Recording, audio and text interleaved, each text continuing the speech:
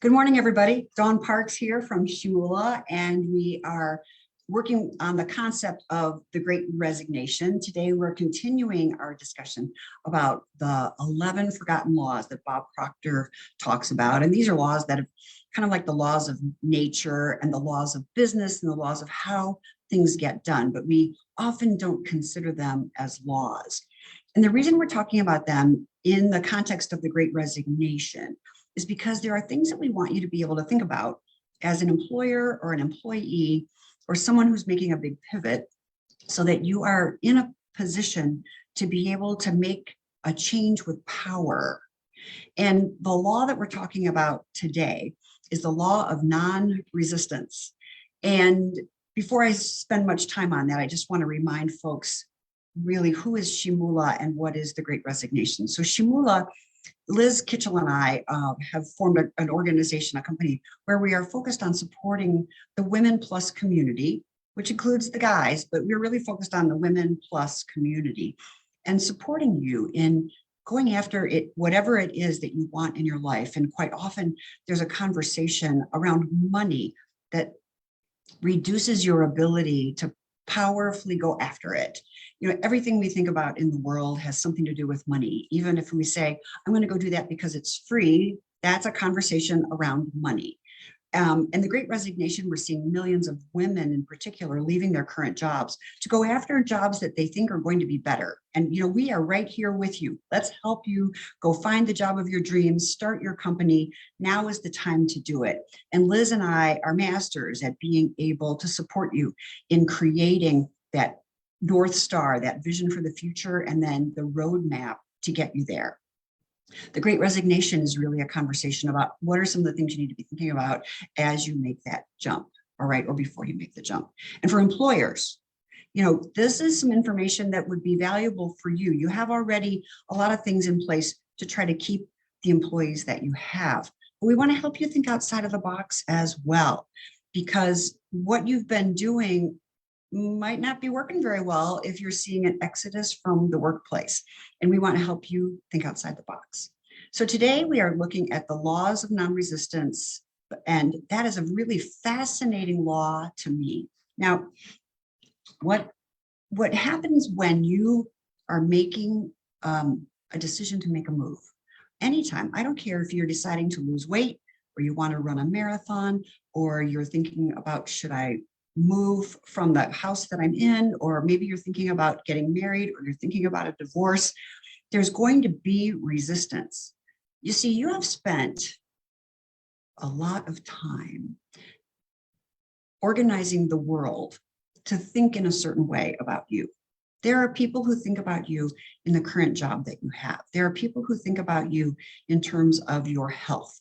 There are people support your marriage. People support where you live.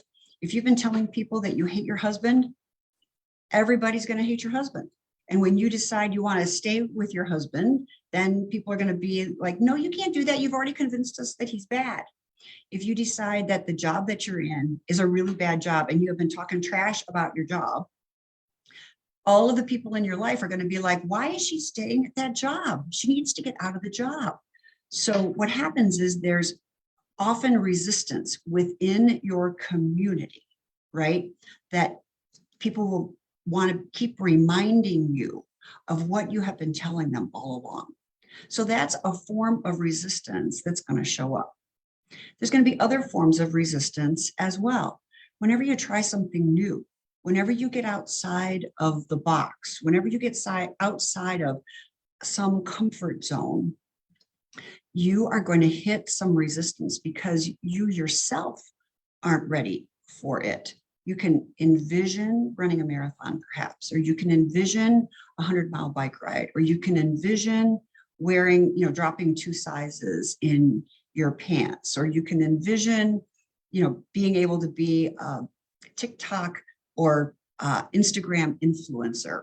But when you actually go to do it, you're going to come up against stuff. Maybe it's the skills. It could be your skills. It could be self-confidence. You know, if you wanted to be an Instagram influencer or a TikTok influencer, you're all of a sudden going to have to come face to face with what you look like on a video screen, right? You're going to come face to face with, oh my gosh, is my message clear? How come I don't have enough followers? There's not enough likes. Nobody's sharing things. Those are going to be different forms of resistance. And you're going to think, am I doing the right thing? Should I back off? Should I stop doing it? And those are forms of resistance. They are telling you that you're on the right path, but it doesn't feel like the right path because the path hasn't been fully created. It's kind of like you're working through your own personal jungle. You know that from where you're standing and on the other side of the jungle is a beautiful lake, but you're having to create the path for yourself. Others have created their own path and boy, didn't they make it look easy? But you have to create your own path. You have to get your machete out and you have to kind of clear the jungle as you go. And you're hoping that on the other side of that jungle, that lake really is there, right? That all of the work that you're doing right now to get to that lake is important. You're fighting the bugs, you're fighting the mosquitoes, you're fighting whatever it might be, because you're confident that when you get over to the lake, it's going to be a paradise. And it's the thing that you have dreamt of forever. But you can't hop over the forest, right? You can't hop over the jungle. You have to go through it. And even if you could hop over it, you would still need a helicopter or something, which now that's a whole nother form of resistance. So what I'm trying to say here is that whenever you take on something new, there's going to be resistance. There's going to be something new, an obstacle. Now, the question becomes, what's going to be your relationship to the obstacle? What's going to be your relationship to this new thing that's happening? Are you going to resist it and be like, anger at the machete? Are you going to be angry with your friends who are telling you shouldn't leave your job? Are you going to be angry with your other friends who are telling you should stay in your marriage or leave your marriage? Are you going to be angry with the people who say, oh my gosh, it's so crazy to run a marathon, you're going to hurt yourself? Are you going to listen to it? And are you going to agree with it or fight it? Or are you going to not resist it at all? Are you just going to let it come in and wash over you? Are you going to react to it?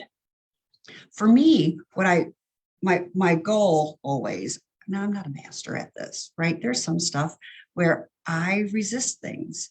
And what I find is the more I resist them, the more they persist.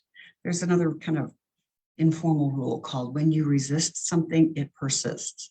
But when I am in resistance mode, right? When I am fighting it, it just seems to take longer. But when I get curious about something, when I inquire into, I wonder what's the best way to deal with this obstacle, then I find that I have new solutions. I can try new things. I have a better attitude. I have more creativity about whatever the situation is, the obstacle, the thing that's in my way that seems to be blocking my pathway to this cool future, to getting to the lake that's on the other side of the jungle. When I resist it, it is painful. I kind of get focused on the pain instead of focused on the future. And you want to embrace the obstacles. It's in embracing the obstacles that we grow. It's in embracing the obstacles that we become the human being that we need to be. You know, if you take on a marathon, you know, that first walk around the block, jog around the block, you're going to have some aching muscles. But that's because the muscles are breaking down and then they're rebuilding to get stronger. When you get going a couple of miles while you're jogging and while you're running and you have new aches and pains, it's because the muscles and the ligaments are breaking down so they can regrow to be stronger. You only get stronger muscles by breaking them down and letting them regrow. And but you don't resist that piece. You say, I need to go out and keep building my muscles. You could resist it and say, forget it, I'm just not going to do it anymore. I'm going to do it begrudgingly and be in a lot of pain. But that isn't what you want to do. You want to be curious. What are some different ways that I could run? What are some different ways that I could be working with different muscles? And when you are moving into the business realm, when you're going to leave your job and start a business, or you're going to go into a new business, new company, you're going to come up against obstacles. You know, the thing you had at the old job, you knew, you understood it. You understood the pathways to getting stuff done. So when you move to a new position, you're going to have a lot of new obstacles. You don't want to resist those obstacles. Those are the things that are going to let you grow and become a strong, powerful, productive person in the new company or in the new job or in the new organization that you're going to create. But I think what's important is there is this notion of what you resist persists. So a few days ago, we were talking about how you could focus on the beautiful beach, or you could focus on the pebble in your shoe, right? That was one of the laws that we were looking at. So you want to be thinking about the law of, in terms of the law, this kind of relates to the law of increase. Whatever you focus on, you're going to get more of it. So if you're walking on the beach and you've got a pebble in your shoe, and the beach is magnificent, the dolphins are playing all around you, the waves are lapping in, the sun is the perfect temperature, you don't feel like you're sweating and burning, but you're very comfortable, and it's the perfect place to be relaxed, but you have a pebble in your shoe. If you focus on the pebble, you're going to miss all that other stuff that's around you. And that's what we want you, whatever you focus on, you get more of. So whenever you focus on the negative, when you focus on resistance, you're going to get more of it. So what we want you to think about is, what are you resisting, and why are you resisting it? And you want to get curious about that thing that you're resisting. You know, we were talking with one of our clients recently, and she's been trying to get something from the IRS in terms of the PPP loans. And it's, you know, she's been in this process for a year, and she's been persistent, and it would be very easy to be resistant about it. Oh my God, they don't call me back. Sometimes I have to be on the phone for like 3 hours. And she's like, no, this is just part of the process. And I can get other things done. I'm learning how to do other things while I'm waiting on hold. And she's purely not resisting it and being curious about how can she make that process work better. Who else knows their way around the IRS? But she's not like, I hate the IRS and this is the terrible thing, because it might take her 3 or 4 years to get the situation handled. But she's like right on the edge. It's almost done. And then, but because she has not been resisting it, the law of non-resistance, she's been curious. She's trying to figure out how to do it and do other things. She got creative, used the power of and. So what you want to keep thinking about is, what are you resisting? Are you resisting something around your bank account? Are you resisting something about your boss? Have you blown something up to the point where you cannot see a solution? Become conscious of the things that are frustrating you, the things that are negative, the things that are making you crazy. Those thoughts that you keep having over and over and over again are things that you're resisting. And when you go to start something new, you want to become aware of all of the things that you are resisting. Now, so there's two distinctions. Sometimes there's just life things that are happening and you're resisting it. And if you could figure out how to get curious about them, I promise you could get some resolution. When it comes to moving to a new company or a new employer, let's talk about resistance in that way. I want you to know that when you make a decision to go to a new company or to start your own company, you want resistance. You actually want resistance. Over here, in the life you already know, we're not looking for resistance because that impedes you. But in the business side, it tells you that you're on the right path, but it becomes a question of how are you going to deal with it. right? So you want to be curious about the resistance and don't resist it. Don't go against it. You are so smart, so creative. The things that you've been thinking about, the world needs. The world needs whatever it is that's having you jump to another company or to have you start your own company. The world needs it. And there's going to be some resistance because you have not done that before. If it was a smooth, easy path, then it may not be the new thing. It may be another version of your old thing. But when you're out to create something new or big or different, I promise you there's going to be resistance. And instead of putting your hand up and saying, stop, I don't want this resistance, you want to be curious about the resistance. You want to be curious about the obstacle, because that's what's going to make you successful in this new world that you're operating in. So that is the law of resistance. So one of the things we've been telling you, or in law of non-resistance, excuse me, one of the things we've been encouraging you to do is to start to notice your thoughts. With all of these laws, all of them are related to your thought processes. So you want to start to become aware of your thoughts. Start to notice the positive thoughts, notice the negative thoughts, notice the thoughts that you have over and over and over again. Notice if the thoughts are full of gratitude, appreciation, or if they're full of anger and hate.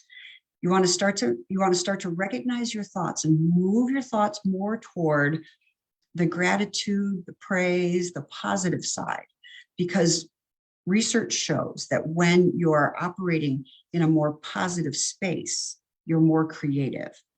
It's not about being happy. It's about being positive. It's that, well, okay, I might be a little bit frustrated right now, but I know I'm going to be able to work this out. That's a positive thought, right?